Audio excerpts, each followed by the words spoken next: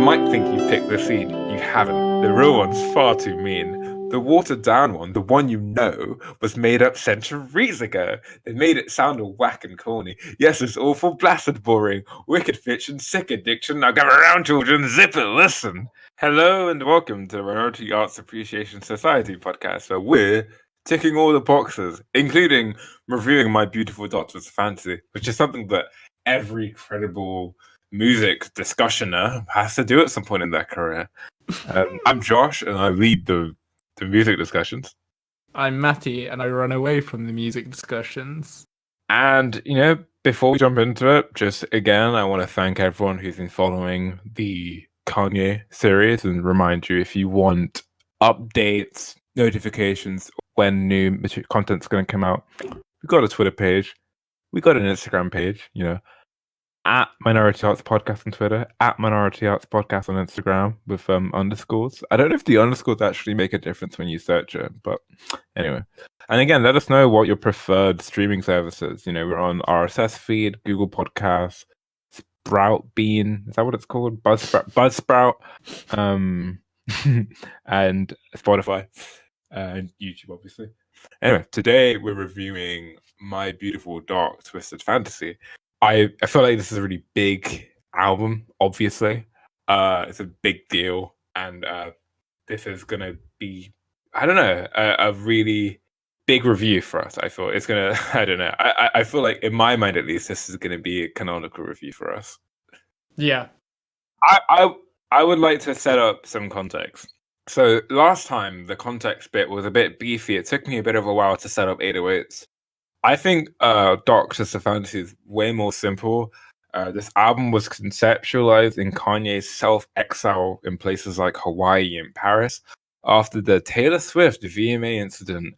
I'm gonna let you finish. We all know it. It's like, it's like Star Wars at this point.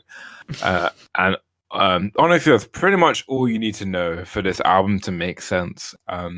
The real tragedy of this event is Kanye cancelling his 808s tour with Lady Gaga, which would have been one of the best tours in human history. Donald Glover, in his weirdo stand-up, the stand-up is called Weirdo, I am not calling Donald Glover a weirdo, has a great joke about how that tour would have been amazing, and he pictured it being like the fucking weirdest shit, like he had a dream about it, being like babies and giant, bubbles like floating around, rolling over the audience as like Kanye and Lady Gaga just stare at everyone in silence. It would have been truly epic. Transcendental. But really, if we're honest with ourselves, music does not exist in a vacuum. And I think it's impossible to approach this album without the context on how ridiculously critically acclaimed it was when it came out and has been since it came out. The most popular indie music publication magazine, Pitchfork. It is the most popular. Everyone knows. True. Everyone has an opinion on Pitchfork. This was the only 10 out of 10 album they'd given in the past decade until Fiona Apple's recent Fetch the Bolt Cutters. So fucking till like last Friday. Yeah, pretty much. Really setting the precedent for kind of this being viewed as a highly esteemed album. And on the website Rate Your Music, which I think lots of young music nerds frequent, this is the number one rated album of 2010. And it's the 12th highest rated album of all time. I want to put that in context for you.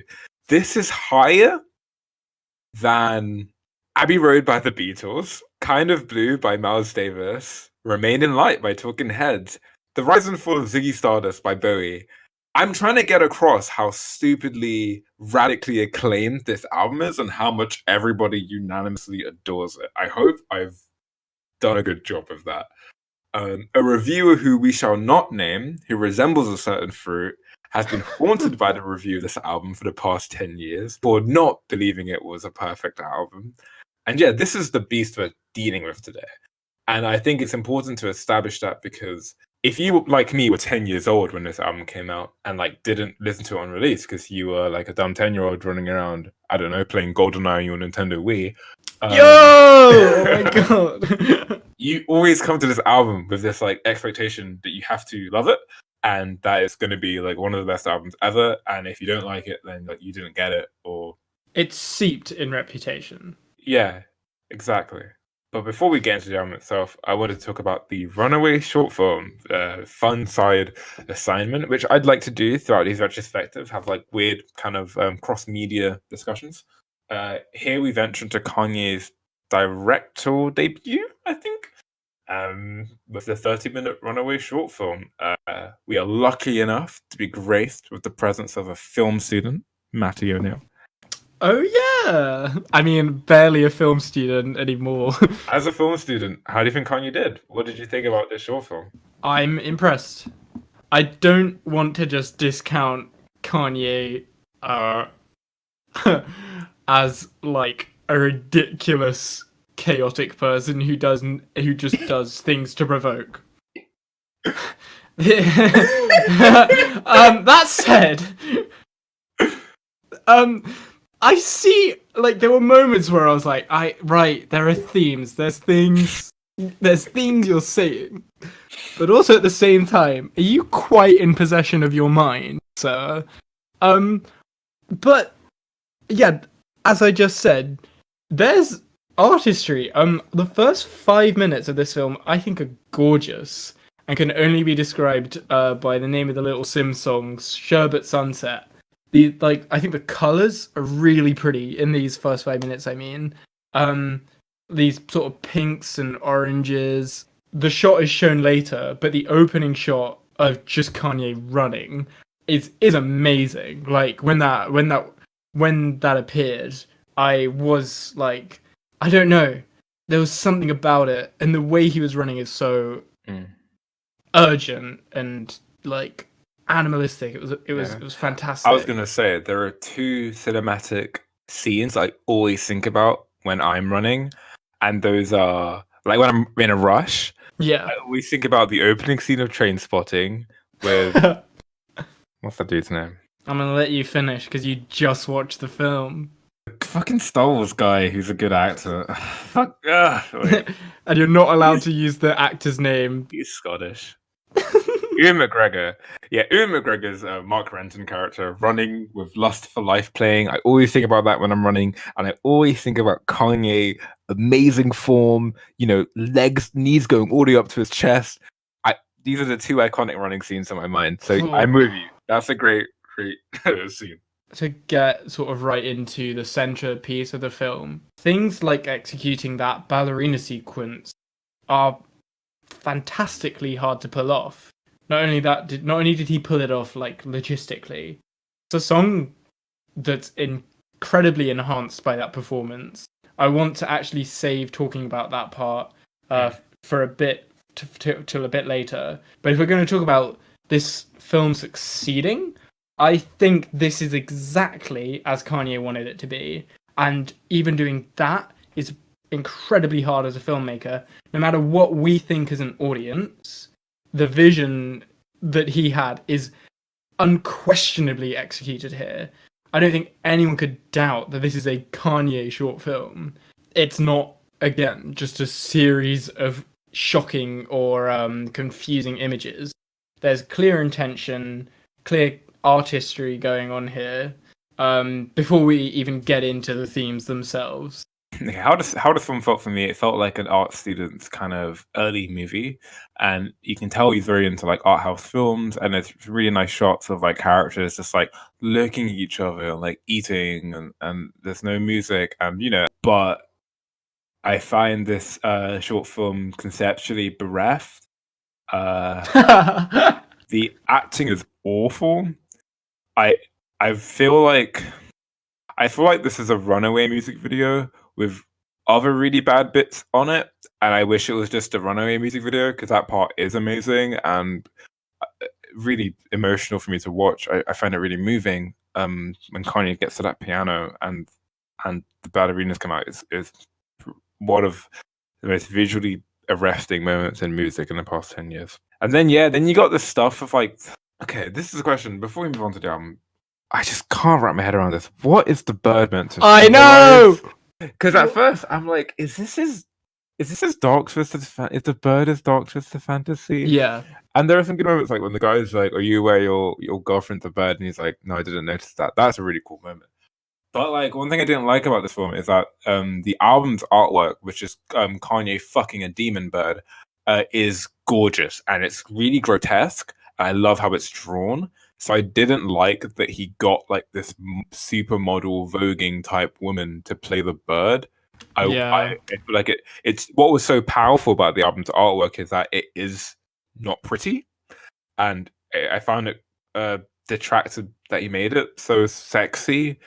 And at first, I was like, well, maybe the bird is like a part of him, or like it's a metaphor for like I don't know his innocence, and like it's gonna get corrupted. It's gonna see the killed bird on the table, but then it turns into like E.T. or Stranger Things or some shit, where she's like, "Where do I have to burn. I have to go back to my planet. I love you, bird. I love you too, Khan." It's so awful, but yeah, no, that runaway video is fantastic, and yeah, and there are some nice shots here. I like the kind of the overall aesthetic. The kind of there's this kind of filter over the whole film, that's pinkish filter. It's ambitious and it's very Kanye, but conceptually bereft. Which segues us into the album we're talking about. This is Mattie's first time listening to this album. I really hope you enjoyed it. I really hope you had a good time. This is an album that I really loved when I first got into it. Hit us with it. Hit us with it. Over the past 6 years of this album being in my life, every year I come back and listen to it, and every year it wanes. I think this album is the absolute epitome of pretension. Honestly, I think it's an album that presents itself as the greatest artistic statement you've ever seen, and there are moments listening to it where it's like, are you fucking serious? This is my beautiful dot? This is the one everyone's talking about. Keep it going. There are very pretty songs in this album. There are very pretty moments. There are good songs on this album, but cohesively, it's not saying as much as I feel like people think it's saying. And I think the things Kanye's trying to say in this album, he says a lot better in other albums. And the themes that people point out are just gross on this album.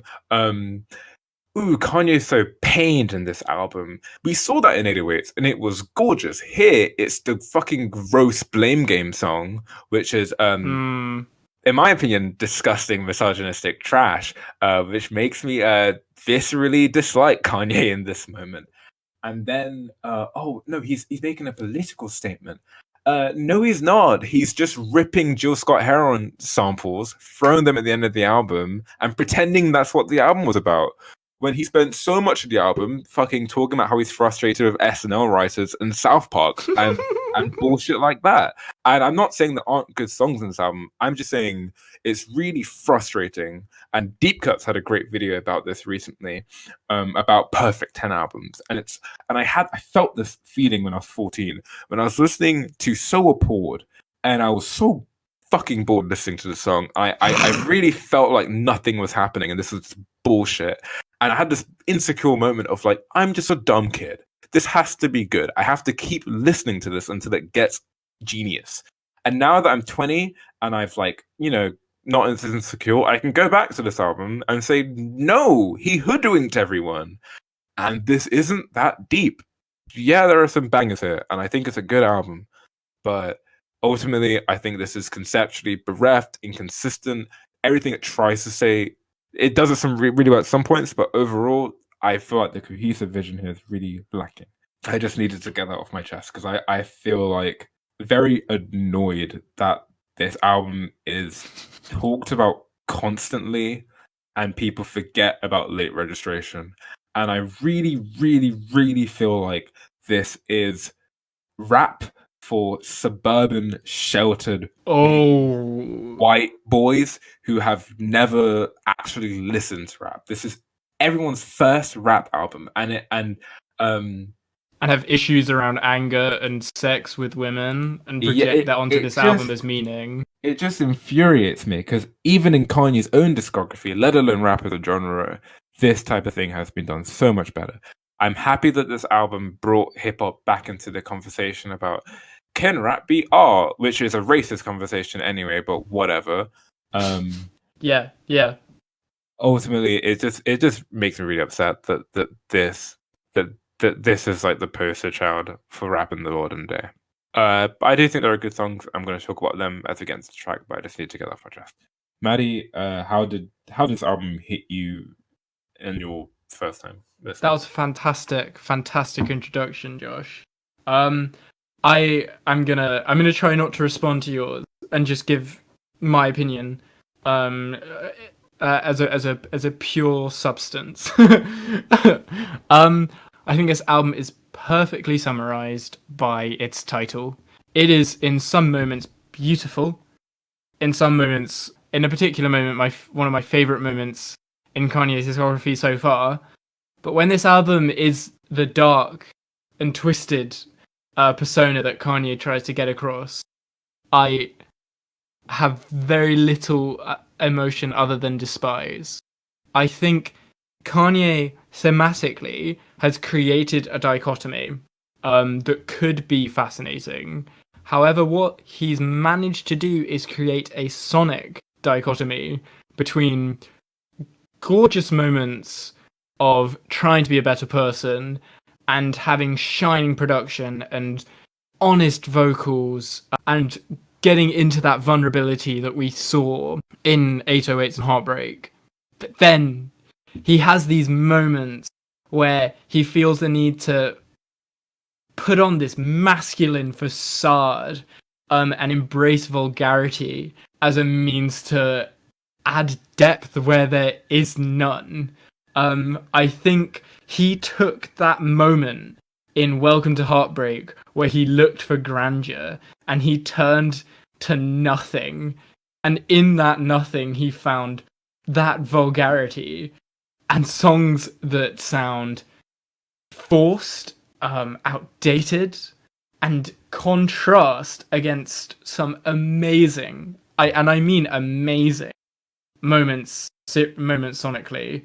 What I will say to summarize is I don't think this album is the masterpiece that everyone says it to be, but I don't want to give this album the credit of calling it complicated, because God, to have the name My Beautiful Dark Twisted Fantasy, that's such an obnoxious title. You have to live up to that.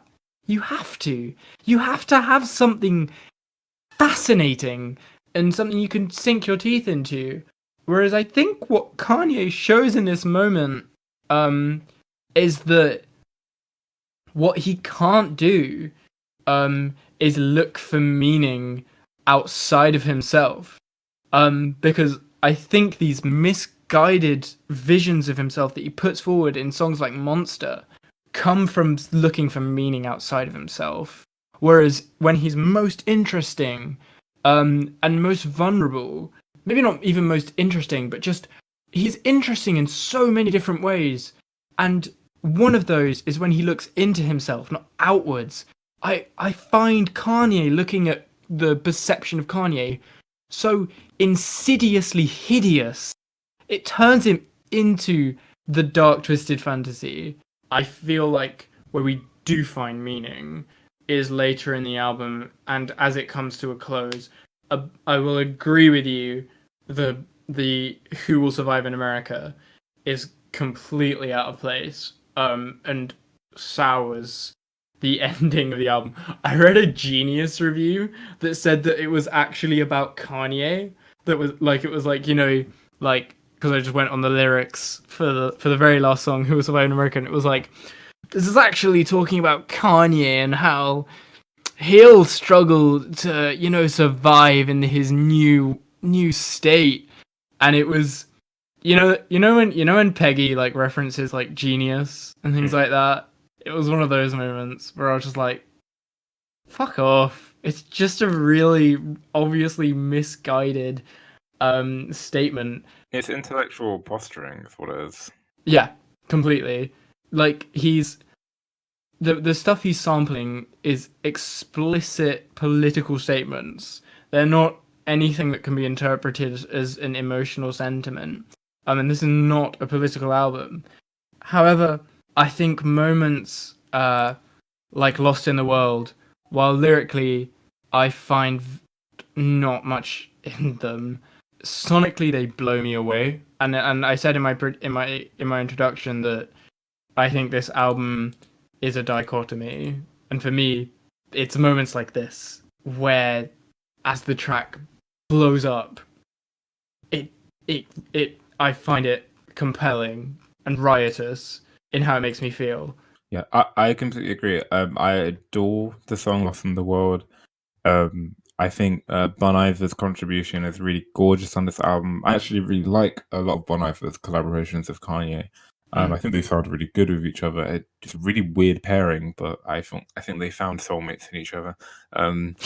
I I yeah, I agree. The drums in this are really gorgeous. The build up, it's a very magnificent, grand, wonderful track, and it's moments like this where I wish wonderfully written songs were propping up something a bit more substantial. I still don't quite understand what the beautiful dark twisted fantasy is. This is my issue with this album. I really think this is just a normal rap album, and we're reaching for something that isn't there. This isn't the crazy high concept album. It's just a rap album. Like Dark Fantasy is a really cool braggadocious track. I enjoy that song. Kanye's really enthusiastic. Awesome song. It's got some really fun lines. So you ain't got no Yeezy nigga, and the how do you say broken Spanish? Me no hablo. I love that line. Gorgeous. This is actually a really good song. I think this is. I wish the whole album sounded like Gorgeous lyrically, and I think the line penitentiary chances, the devil dances, gorgeous line. What's a black beetle anyway? A fucking roach. This is That's a really fucking great line. Yeah, this song promises you. Yeah, it's gonna be a fucking good album. Power's a great song. I'll get to that later. Then yeah, All the Lights. You get these kind of domestic abuse monster, vague allusions to like fairy tale monsters. So Appalled, which is so scattershot and random. It's just it's just like a a train kind of track with bringing his favorite rappers on. Devil in a New Dress, I love that song. But yeah, it's just like going out on a dinner with a girl, I guess, and it's like, oh, the devil, sex is bad, oh, Christianity, I don't know. And then Runaway's a gorgeous song. I won't say anything bad about that. Hell of a Life, ooh, partying, I love it. Oh, I'm so exciting. I'm gonna have a hell of a life. I'm gonna make nuns come and play and yeah, it's like that. I guess he's trying to do this back and forth between sensitivity and abrasiveness, but I feel like neither are executed super well. I feel like the abrasiveness just comes off as kind of dull, normal rap bullshit, and the sensitivity comes off as misogynistic, gross, like on Blame Game. The only time I think that's pulled off really well is Runaway. But yeah, on tracks like Lost in the World, it just feels a bit shallow and disingenuous. And I've just gone through every track on the album, and I think having such a problem with so much of it makes it, and it's not the sum of its parts. It's individually there are really cool songs here, but overall, I don't think it comes together to create this very cohesive, satisfying vision. I think it's really frustrating album to sit through and try to figure out as a piece what it's trying to say. And I think when it ends with that Jill Scott Heron song, that doesn't tell me anything about Kanye. It doesn't tell me. It should be an epic internal battle, raging ego album, and it's not telling me anything. It's so opaque in a way that isn't intentional. It's just more rap bullshit, posturing as something deep. Opaque in the sense that when I reach into the river, it's shallow as hell. I just hit the rock bed. There's nothing there. I'm sure there's stuff here. Songs I like, but yeah, I find it really disappointing. You know what's really fucking sad? I wanted that argument. I wish we could have that argument of no, this is a masterpiece. No, this is misguided in posturing. But I tried, I was listening to you give your opening speech about this album, and there's no question that in my mind that this is posturing, and that's so painful. And also, I think the world has had enough of men lost in sex and money. Like when they're not when they're not executing it with sensitivity like he does in 808s and Heartbreak, and executing it as if it's this grand statement, like a soft boy on Tinder messaging you about how artful it is that they've just done a line off their phone. That's what this reeks to me of. Yeah. Yeah. I think I'm not sick and tired of those. I think those themes can be explored interestingly in compelling and artistic ways. I just think this album fails at it. I think it's given it too much credit to say that those themes are played out. I think you can still do those themes well. This album just doesn't do them well. Have our Kanye can be problematic sometimes corner. Yeah. And talk about Blame Game. I really hate this song, and I really when I was thinking about the Yeezy Taught Me bit, I was wondering, okay, it's so clearly misogynistic. It has to be like satire, right? It has to be like commentary on how rappers view women sometimes. But like listening to it really closely, the way that skit, that Chris Rock skit is set up, is Kanye calls her, she accidentally picks up her phone and he overhears the conversation she's having with a neighborhood guy who he's angry at because he's poor and Kanye's rich, so she shouldn't be with this guy. And the whole thing is Chris Rock saying, "Oh, your pussy's so good. How'd you learn that shit?" And she's like, "Yeezy taught me. Yeezy taught me. Yeezy," like a robot. I don't know. It's very uncanny valley. I think the fact that it's set up like this natural, he called her and this is what he heard, and we're meant to kind of take this as like literal, I guess. Like either this is how he views her, or this is how she's being presented. It's not like I don't know. I find that so gross. I hate it. I think he views them as people who are like painted by men. Yeah. Like they exist as vacuums until a man is able to come along and impart some intelligence and sense of the world and meaning. Like you said, moments of beauty. It's really frustrating to go from a track like Runaway, which is really vulnerable and beautiful, and I feel like he cares about the woman he's talking about in the song and views her as a real person, to like have a life where he's singing about I think I fell in love with a porn star. I'm gonna marry a porn star, and maybe this could be interesting satire, but it isn't. So I don't know how to put that more elegantly. It just feels dumb and meaningless. Anyway, I want to move on to favorite tracks and least favorite tracks. I'd like to say mine first this time. So I'm gonna be very positive in this section. Don't worry, all you Dark Twisted Fantasy fans. So I'm gonna start off with Power. I think the song is nothing short of a showstopper. It's one of Kanye's strongest tracks and heavily deserving of its mass popularity. I know almost all of the words to the song. I've listened to it countless times throughout my teenage years. I love the female chanting on the beat, and the choice to sample King Crimson is genuinely genius. It's honestly a totally visionary decision on Kanye's part. I love the muffled vocals, as Kanye lightly scats right before the 21st century schizoid man. Lyrically, I think this track strikes a really great balance between fun bragging and heartfelt, emotional, introspective lyrics. Vague deconstruction at Kanye's own fame. I like how the song closes out with Kanye completely drunk on fame, throwing himself off a building and dying. Now, this would be a beautiful death. That's a really grand and gorgeous moment, which makes you think, you know? Another favorite track of mine is Devil in a New Dress. Another example of this album just wildly oscillating between me hating listening to it and loving listening to it. This track is amazing. I think this beat is gorgeous, one of Kanye's best beats. It's heavenly. It reminds me a lot of late registration era Kanye. I don't even really like Rick Ross's verse that much, or him as a rapper, but even over this beat, this dude sounds clean as fuck.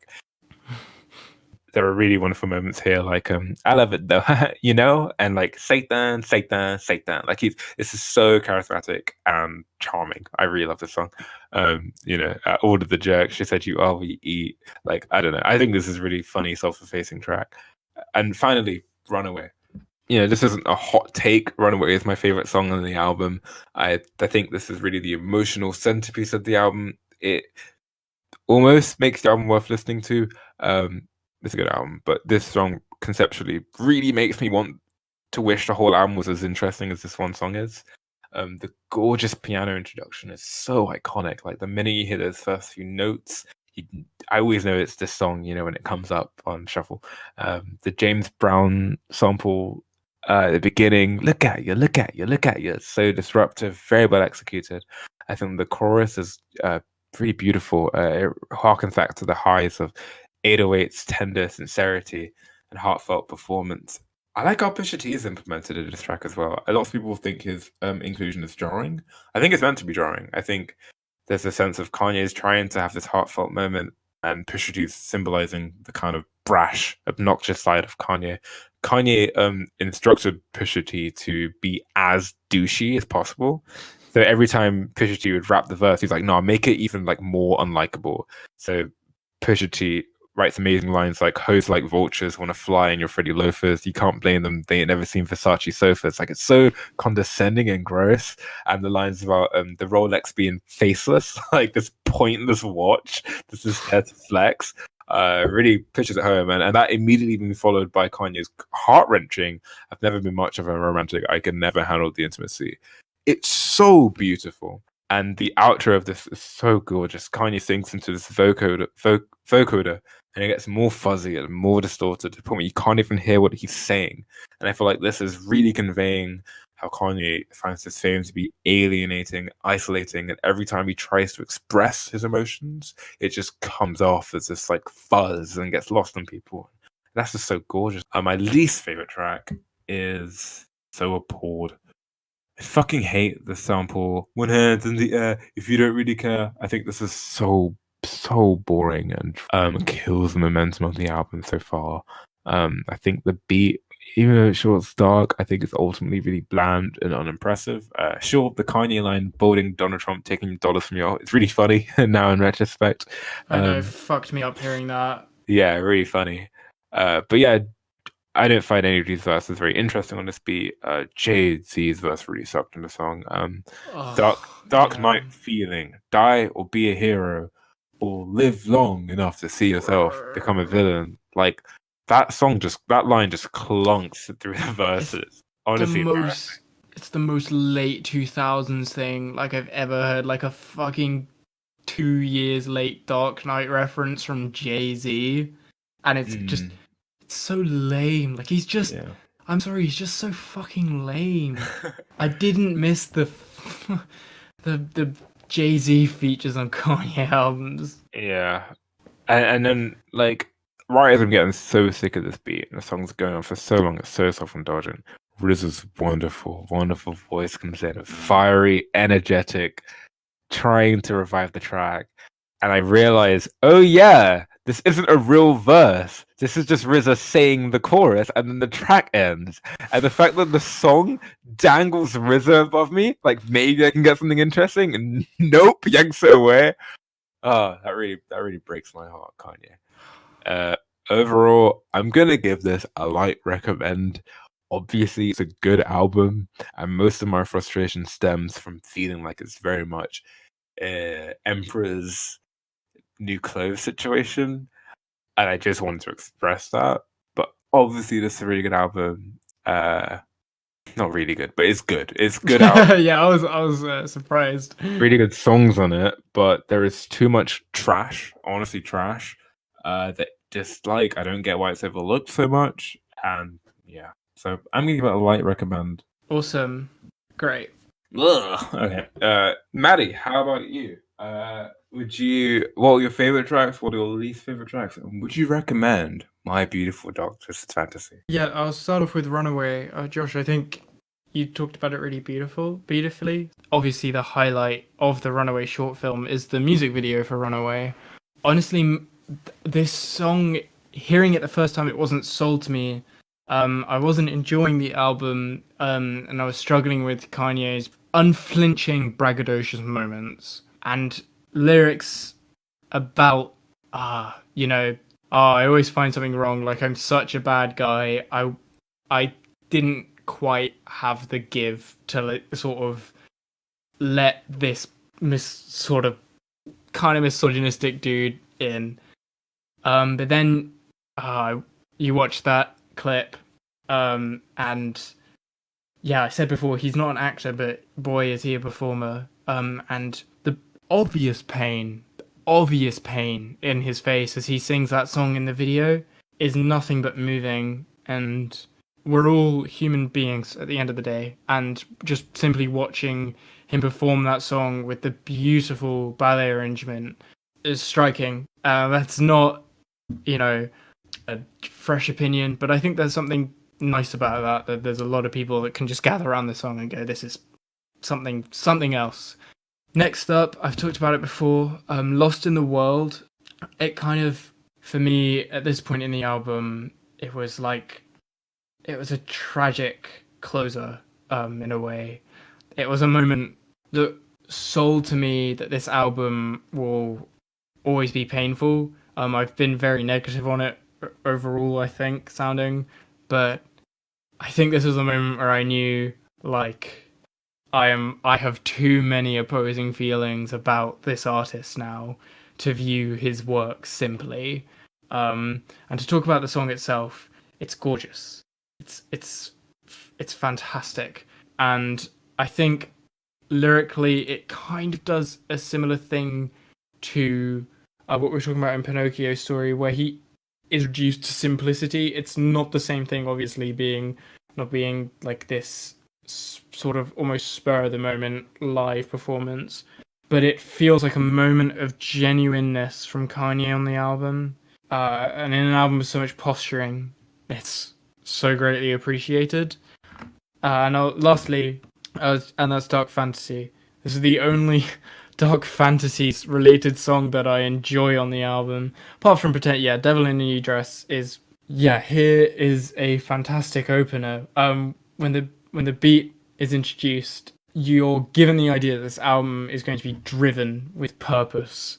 It's so ongoing and sustained, but there's a constant tonal shift to it. It's constantly the notes of the beat are constantly changing, giving this feeling of strength to it. And I thought that this is the moment where a dark, twisted Kanye is going to be likable, and I'm going to be able to engage with this album in the way that Kanye wants me to, where he is corrupted, but there's also the beautiful elements of his older music here as well. My least favorite song, Hell of a Life. This is made a lot worse by sequencing issues, mainly in that it comes right after Runaway, and it leaves a sour taste in your mouth. I don't know what a song like this is doing next to a song like that. I guess Kanye's just being provocative, but I'll tell you what. Duality, because Runaway is beautiful, but Hell of a Life is dark, and it's Yeah. dark because it's about porn stars. Do you get it, Matty? Do you get it? Oh my god! I think this speaks to the mess of the album. If this is an element of your beautiful dark twisted fantasy, then it is not a beautiful dark twisted fantasy. You're just indulging in some vulgarity, and there's nothing fascinating about that. I've said in one of the earlier reviews, rappers can pull off being kind of unlikable, braggadocious, or kind of getting involved, describing situations that are kind of vulgar and making them funny and likable or kind of cool, and that's not here at all. And lest we forget that porn stars are real people with emotions and feelings who read books and watch films and are interesting and funny and sometimes even nice. Falling in love with a porn star shouldn't be viewed as this gross taboo thing. Fucking view them as real people, you weirdo. Yeah, literally. And that speaks to his main problem with all women. Obviously, sex workers have that a lot worse as well. But yeah, he just doesn't view them as people. He doesn't view them as whole people who have their own internality. He views them as people to be enriched by him and men. So yeah, that's my least favorite song. I want to be clear about my overall feelings on this album, and it is overall negative. Unfortunately, I think there are a lot of great moments, like I have said, Wait, before you say the great moments, I just want to say what you just said before was so spot on about how he views women. Like, in Blame Game, he has this awful line: "You should be grateful a nigga like me even noticed you," which is so gross compared to kind of the sensitivity we saw in 808s and Heartbreaks. Yeah, it's misogyny in its most base form. Yeah, so overall on this album, like I said before, albums aren't a matter of X amount of songs good, album good. I view the mindset and the internal thought process of Kanye on this album really unlikable, and it's instances like that let me know that this is not an album that I can recommend myself. So yeah, I wouldn't recommend this album. Awesome. So that wraps up the Beautiful Dark with a fantasy review. Hopefully on to greener pastures with the last few Kanye albums. Hopefully we find stuff to grapple onto. Anyway, what films are you watching next week, Matty? Well, we're in isolation. We're alone. You know, it's an interesting time to consume content about loneliness and isolation. You know, so I thought we'd properly dive into this tangent. We're gonna be talking about I Am Legend, which is a film from my childhood, a film I've never seen all the way through, and have just probably to a lot of people, maybe older than us or younger, it means nothing. It's just an action movie. But this kind of was everywhere. I remember this. It just seemed omnipresent to me, and I'm oddly fascinated by it. And yeah, the themes of isolation in a city environment are incredibly palpable right now. And then for a taste of isolation that we don't have access to, isolation in nature, we'll be talking about Taika Waititi's Hunt for the Wilder People, to complement the dark, gritty, isolationist tones of I Am Legend. We're going to be talking about some good old Kiwi humour. And yeah, it should be really fun. I'm really looking forward to just quite a light-hearted episode. Yeah, awesome. That sounds going to be a really fun episode. Again, you can keep up with us and our future uploads on Twitter at Minority Arts Podcast. Is that what it's called? Yeah. Yeah, Minority Arts Podcast, and on Instagram at Minority Arts Podcast with underscores. And yeah, we're available on streaming services such as Google Podcasts, Buzzsprout, Spotify. Keep up with us, follow us, and join us next time where we talk about those two films, Taika Waititi and I Am Legend. And next time in the next time in the Kanye retrospective, we'll be talking about Jesus. So that should be an electrifying episode. That's a crazy album. So yeah, we'll catch you next time. Thanks very much for listening. Before we hang up, I want to use this as the intro. I'm going to edit it back. I want you to know I've memorized this off by heart. You ready? Mm-hmm. You might think you've picked this scene. You haven't.